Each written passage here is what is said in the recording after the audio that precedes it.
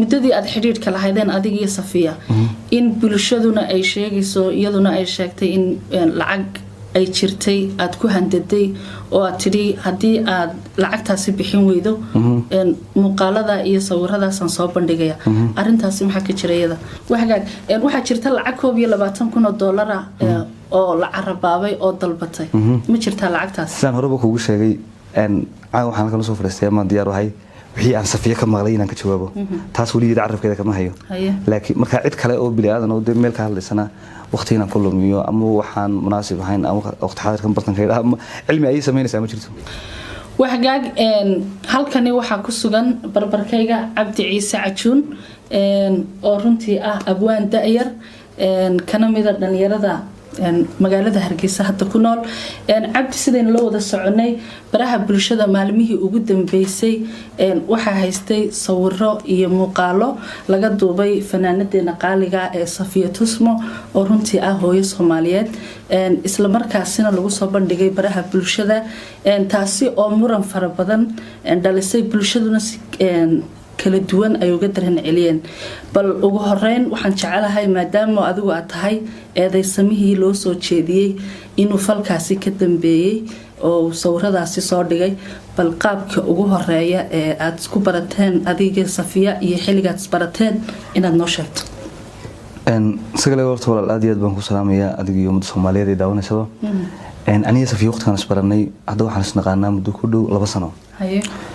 waxaan isku baranay suugaan silsilad ka bixi jirtay channelka Cabdi Askari TV oo suugaan halkan aad uga salaamayo oo silsiladii ahayd hablayo xishoodkii xageebad ku xorteen ayaduna hees ku lahayd aan hees ku lahaa marka waqtigan isbaranay waqtigaas ay ahayd muddada hadda laga joogaano waa 2 sano 2 sano waxagaag goobtii ugu horeeyay isku barateen ما إنه تلفون كود هذا الله سينا نسرقنا أنت هذا تلفون كود هذا لنا لكن نسرقنا أنا يدو حتى سوق هاي الرسا حتى سوق هاي الرسا أركتي أهان هذا سوق هاي الرسا لكن حرير واحد كو حريري شرتين تلفون كها لين على تلفون كها واتساب كم ماسنجر كأنت بقول كود هذا جري لكن سلا يفرقنا نسرقنا ما أنت سوق هاي الرسا قاب كذا حريري شرتين نسال شرتي وحوها قاب سوقانين أن ها مركها يعني هي قاب كان سكوبر النادي ودي سي صارت سكوبر النادي أول مرة واحد هيد سوقان يفن سكوبرنا صحيح maxaa intaasi ka sii dambeeyay intaasi waxa ka sii dambeeyay aniga Safiya waxaan dhex maray relationship iyo sheeko iyo xiriir dan tawakkalkaas xiriirkaasi intee lag buqaat wallahi horta waxaan soo xiriirinay inuu sheekaysanay muddada naqaanay waxay ahayd 2 sano laakiin waxaan oran karaa muddada aan sheekaysanay ama aan yaani xiriirka lahayn hal sano iyo dhowr bilood meel hawo noqonaysa waxaga markaynu intaasi ka nimaadno waxa timid magaalada Hargeysa qaab nooceed ku timid magaalada Hargeysa halkeedsa ka timid marka hore waxaan ka yimi magaalada Egypt wadanka Egypt gaar ahaan magaalada Qaahira hadda wadanka waxaan joogaa adigu muddo 9 bilood meelahaas marka sababta ku yimi iyo arrimahan ku yimi mid aniga Safiya na dhex maray ama aan isku weeyoon ka wada soconay sida dad badan oo xogaal noo hibay ka dhagsiin bay ahayd saas waxa jirtay in lagu xiray oo lagu xiray magaalada Hargeysa CID-da ama sirdoonka lagaga yeeray bal sheekadaasi siday ku dhacday iyo qaabkii u dhacday baan doonayay inaad nooga waranto sheekadaas horta dadku inta badan waxay ogyihiin xariga Safiya laakiin dadkan yar oo adiga iyo dhowr qof oo kala aba inaan anaguna la xidhnaa og laakiin sheekada hadda bulshada u biyaamiyo maalintan heestan ismuutiisay qalinliga maandeeq ay wada qaadan aniga Safiya doonay aan ka soo dareernay 5 galabnimo Crown Hotel meelaha ayaa markaan meesha ka soo dareernay waxaan isku weynaa xagan suuqa isku nimaadno deetana inantii telefonkeedii ba xidhmay anagu isma naarag 9 habeenimo ila soo haashay gobol wariyay waxay sheegtay in iyadii Safiya la xiray xagee la idinka qaaday baan ku wuri markaa waxay ku tiri home cable ka horsan laga qaaday indhahana laga xiray aniga Safiya markii dambe aan indhaha ka xiran baa la soo celiyay Safiyana waa la xiray cidi madiinaarkiisii miicina ma arkin marka waa saxay hadda meel ka raadina ma garanayba meesha malahay dan waxaan ku dhaadaan raadinayo inaan soo helo in isku dayna saldhiga dhaxaanimi saldhiga dhex markaanimi wax la igu kuma jirto koodbuur baan tagay markaan koodbuur tagay ku gabadhaas meesha ku jirtaa intaan la jawaabin ayaa waxa laga qaaday telefoonka oo la igu soo Abdi Ciise muti ha telefoonka aan u baahnaa dadna soo askarta wadiyo waxay noqotay qof xiran baabana socdaa maxaa telefoonka laga rabaa kadib waxa la igu telefoonka waxa u baahan CID-da وانا امر انغا naga sareeyo haye telefonkeygi waan siiyay waan deegtana ka tagay haye inantii marka la hadlo waxaan ku oranayaa oo fiima ama la hadlo waxaan ku oranayaa gabadhii waxa la igu yiri xagaasay ku xiran tahay laakiin anigu ma arag anigana telefonkeygi baa laga qaaday haye labadii habeenimo mar ay ahayd ay hadana inaan soo waxay ku tusafay oo xanuunsan say dawooyin iyo alaab u geeyno haye dan inantii waxay ku timi guriga anigoo la fadhiyo Cabdinaasir Macalin Ciidi Cabdiraxiin Axmed Carab oo isagana halkan aad uga salaamayo anigoo xir badana kadib iyadoo gaariga watay guriga igu timi waxay ku timi ka maarmi maayo inaad raacdo ama aan Safiye dawada u geeyno tii xanuunsanay okay waa sax baan ku wari waan suraacnay markii aan salgid ku noqday markii labaadna waa la xidhay wax lagu adigana waa lagu baahan yahay so habeennimadii halkii baan ku hoyday inantii iga soo noqotay baan u qoray fiimaha ahayd baan u qoray markii xaafadeeda waxaan ku dhahay xaafadeeda iyo reerkiisa ugu sheegan aan xidhanahay dan subaxii markii ugu bari baan indha ka xidhan lay qaaday CID da leegay CID da maanta ma xidhnaa shantii galabnimo markay ahayd baa la yeeray dan waxaan ku maxaan ku xidhanahay waxa la igu yiri lambar aad leedahay adigu telefoonada oo kugu qoran ayaa lambar aan raadinayay muddo dhowr sano ah soo wacay labada lambar markaan anigu sitaaba isagoo kan gabadha u dhiibay baan weydiiyay waxa la igu yiri waa ka gabadha u dhibtay gabadhaasi waa Safiye marka okay marka lambarkan xilliga la soo wacay xilliga anigu sitayba isagoo xilliga iyadu sidatay waqtiga lambarkan aan raadinaysan ay contactiga la sameysay marka waxa la igu yiri waa inta iyadu sidatay dibas hadaba iyada la xiriir baan ku wada dan waxa la igu yiri waa sax waxaan u baahnay gmail-kaaga يعني dadka qaar baranka bara bulshada ku soo qoriyay ninkan uu difaacay oo hadii la waraysto hadalka run kama sheegayo CID da iyo ciidanka qaranka iyo maanta hargeysan jooga wax been laga sheegi karo ama aan yani waxaan la igu sameeyay ama falan la igu la kicina ka sheegi karo maaha dan waxa la igu gmail-kaaga aan u baahanay baasuurkiisa dan waxaan weydiiyay maxaa gmail-kaaga iyo lambarka la soo wacay gabadhu seeto iskaga xidhan waxa la igu waa hawlan anagu u baahanahay telefonkaaga waad ka tagaysaa adigana waan ku sii deynaa gmail-kaaga saxda ah isticmaasho noo sheeg laba nin baa markaa waraystay labadan bad gmail-kaaga baa suurkiisay weydiiyeen sidii baan ku siiyay waan tagay marka saddex cisho marka la iga hayay ayaan soo noqday deetana waxaan u tagay Faisal Xiis waxaan ku dhahay telefonkeygi waa la iga haystaa dimensionada ka shaqeyn jiray macna la iga qaadiyo qaab la iga haystay midna ma garanay hadii aan dambi leeyahayna nimankan ay sheegan waxay telefonkeyga ku haystaan hadii kan la soo siiyaan inankiiba marka la hadlay kiiskeyga gacanta ku hayay wuxuu ku ninkan haduu kiis leeyahayna ana xiraya hadii kan telefonkiisa soo siiyay anoo yimaado baa leeyahay berito la galanoodkii markaan tagay waxaan u tagay waxa la dhibay waxa la igu niyo si fiican baad yeeshay si wanaagsan runta noo sheegtay telefonkeygi oo la restore gareeyay tan waxaan ku maxay ku dhacday telefonkeygi la restore gareeyay hadii waxyaabo adiga ku anfacayo kiis ku ay aniga kiis ugu ay ku jiraan maalinta soo qaato cadeynay iga dhigto deena maxkamadda ugu geysan sababta keenaysa in telefonkeygi la restore gareeya maxay tahay deena wuxuu igu dhiniyo arrin si qalad ah u dhacday weeyaan okay telefonkeyga si qalad ah u dhacdo gmail-keyga in la bedelo oo la guba iyaduna mid si qalad ah u dhacday baan ku dan waxa la igu waxaan ku balan qaadanaa xogtaada inaan ku soo celino arrinkanna waa mid qalad kugu dhacay marka waxaan la yaabay bay igu noqotay waan iska soo baxay sidii baan ku yimi arrinta xalageygu iyo ka Safiye saas waa xaaladda ka marayna taasay ahayd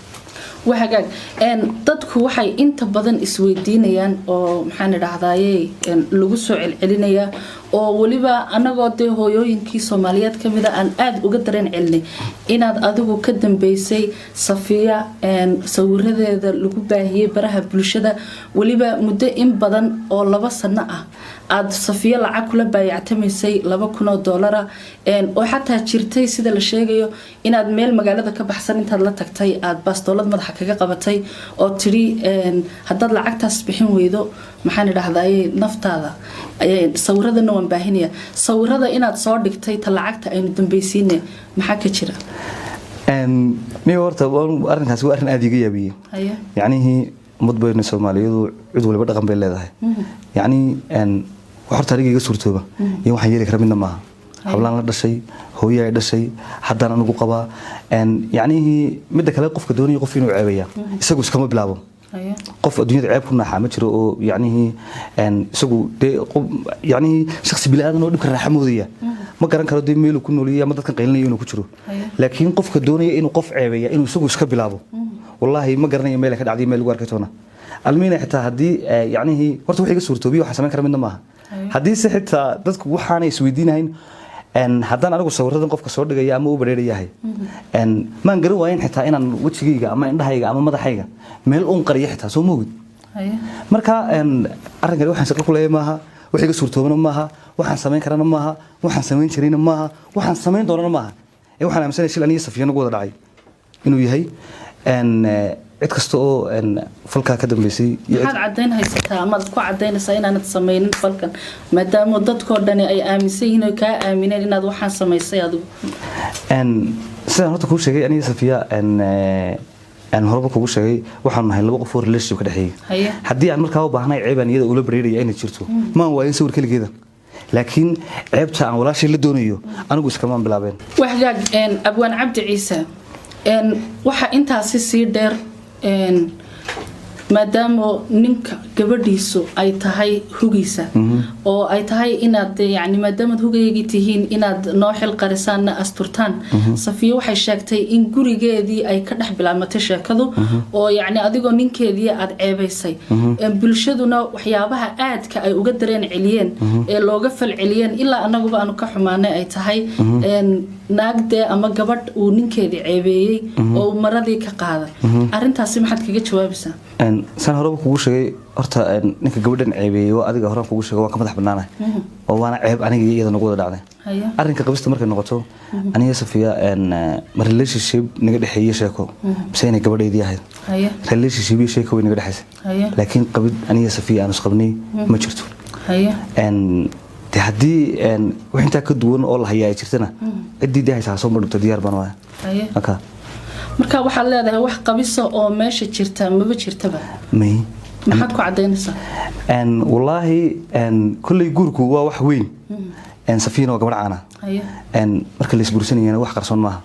marka la isfurayana wax qarsoon maaha marka hadda tusaale ahaan walaashii safiya saan anigu iyada ka maqlay ama kalibadan daawaday 3 jeer bay hadashay marka koowaad ee ay yani arrinkan laga jabsaday sheegaysay waxay sheegtay in relationship yeelan karto qof cid relationship ka dhaxaysa jirto oo relationship naga dhaxeeya jiro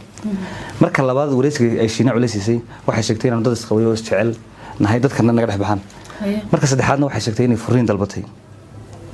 kiina ay ku guuleystay oo la furay waa isla muddo 5 cisho gudahooda waa saddex hadaloo madiinada u dhaweyn sax wala la marka hadda muhiimadda markaan ku soo ururiyo aniga iyo inta wax qabiso naga dhaxeeyo oo meel noo yaala haba yaraatay ma jiro waxagaag waxa jirtay muddadii aad xiriirka lahaydeen adiga iyo Safiya in bulshaduna ay sheegayso iyaduna ay sheegtay in lacag ay jirtay aad ku handaday oo aad tiri hadii aad lacagtaasi bixin weydo muuqaalada iyo sawiradaas aan soo bandhigaya arintaasi maxaa ka jirayada su'aasha anigu hadalka iyada kamaan maqal laakiin waxay cid kale yiraahdeen ama qof YouTube yiri ama qof kale live ka hadlaya yiri aniga waxay qosay maaha kaliya waxaan diyaar u ahay wixii aan walaashay ka maqal kaliya inaan ka jawaabo marka waxaan sina wax iyada ka soo baxay maaha waxaan hadda anigu jawaabaya maaha because waxay tiri maaha خلاص waxagaag waxa jirtay inaad baxsatay sida dadku sheegeen Ethiopia baxsatay arinta baxsiga maxaa ka jira horta sheekadana waxay socotaa muddo 6 cisho anna sida sagal ay adigu moogtahay waxaan ka maqnay magaalada waxaan ka maqnaa 22 cisho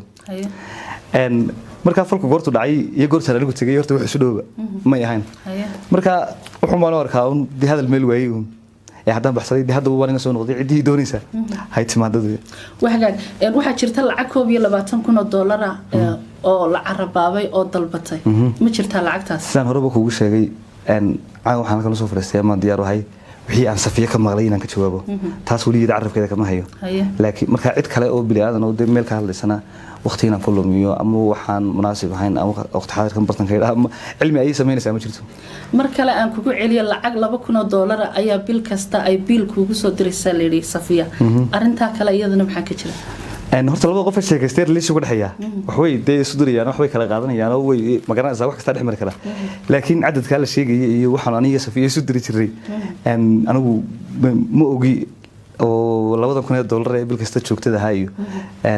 ama aanu kala badsano ama aanu kala yareysano laakiin dadka marka ay sheekay xiriir dhaxayaan wax way sasinaya waxay laakiin Soomaalidu cabiratay wallahi iyaga ka jawaabaya waxagaag waxa jira Facebook lala dhaxmarayay imika qaybaha baraha bulshada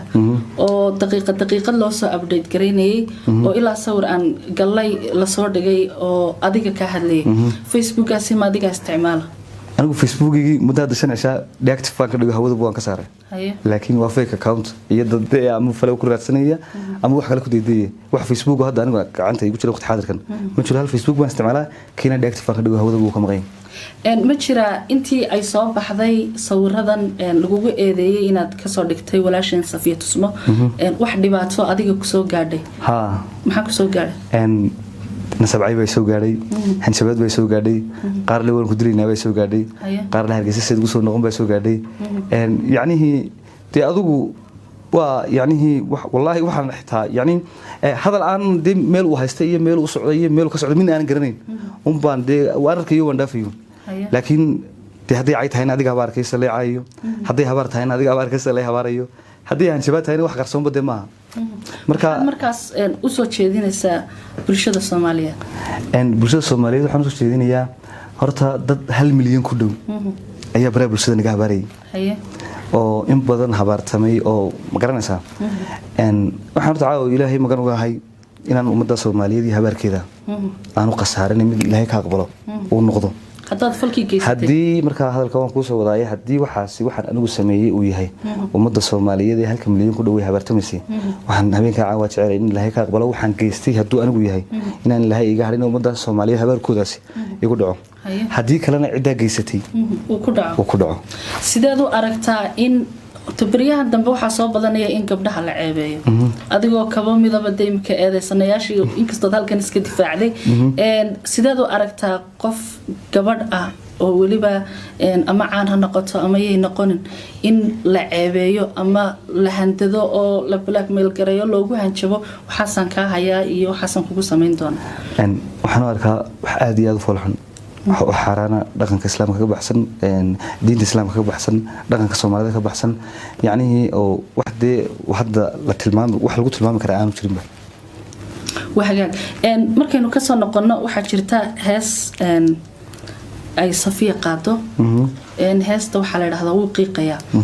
هاس تاسي بالقصة ده أيان شعلينا النوع شكس ni horta heestaasi waxyaabo ugu badan la soo diriyay dadku ay ilaahayeen ninka gabadha san ugu hoybaad horta ummadda Soomaaliyeed waxaan sheegayaa qofna madidiisa laguma gowraco heestan horta aan iska lahaa qisada heestuna sidan ma yahayn aniga Safiye wax naga dhaxeeyna ma yahayn waxaan taayada ka sameeyna ma yahayn waxaan iyadoo sameeyna ma yahayn waxa jirtay in Safiye habeenada ka mid la soo hadashay yani inaan saaxiibnayo oo leeyahay Khadar Maxamed Abukur ninka laxanka saaray oo isaga halkan aad iyo aad uga salaamayo ayaa waxa uu tirniyo gabadh baa jirta doonaysa hees deetana qisada dhaba markaa maxay u baahan tahay in looga sameeyo waxa uu tiri gabadha ninkii ay isqabeen ee hore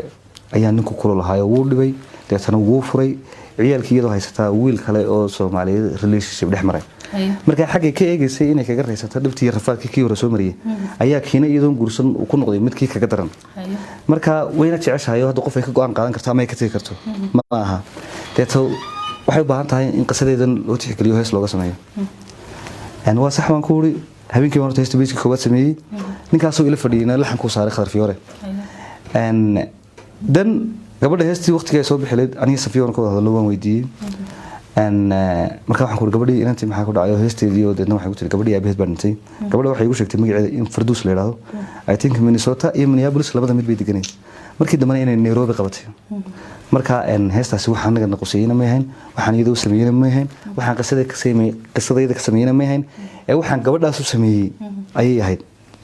sida de aniga iyo ninkaasi waa aanu ka marxaati ahayn ee walaashay anigu ma aan isloognahay waxaad ugu dambeyn fariinta diraysaa maxay tahay ugu dambeyn fariintan diraya aan rabayna halkan ka diro ama ummadda Soomaaliyeed u sheego waxa weeyaan dadku horta garba iska qaadan waqti xaadirkan xitaa anigu imka waxaan dhibano waa cidaan dhibano oo hayba garan maayo haysato aan ka ahayn dad Facebook iyo YouTube ka qaylinaya marka laga reebo hadallada de walaashii ka soo yeeran hore uga soo jawaabay laakiin Safiye ma oran ninkana waxa ka soo dhigay Safiye ma oran ninkana ay ceebeeyay oo inta jeeray hadashay badii qof yacni sidii Ilaahay ku ogeeyay ma xaqad tahay u hadlaysa baheed waan uga mahad celinaya laakiin ummadda le waxaan baa dhacay iyo sidan baa dhacday waxaan leeyahay wax kulli hubsima hal bal astaabay Soomaalidu tirada qof kasta iyo wuxuu qabanay Ilaahay baa marka waligiin yaa leeyihiin dadka waxaan ku weenayaa inaanay gar qaadin iyagoo on labadii qof labadaba arag deyntaas uu gadhay aad iyo aad noona salaamay kii soo caayina waan salaamaya kii soo hawaarina waan salaamaya kii difaacayna waan salaamaya dhammaan waa dadkayga iyo kulli hadii deecay ama qalad aaminsanayeen oo yacni fikir qaldan dee laga dhaadhiciyay iyo intii ka saxan haysatay dee aniga ila socotay labadaba maanta waa dadkayga iyagana waan salaamaya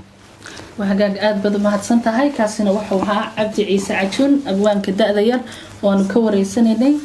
أرميه براها بلشدة قبصدي ولاش صفية تسمو تانية كلن تدم بس تاسينا بتقلي أدبد ما سنتين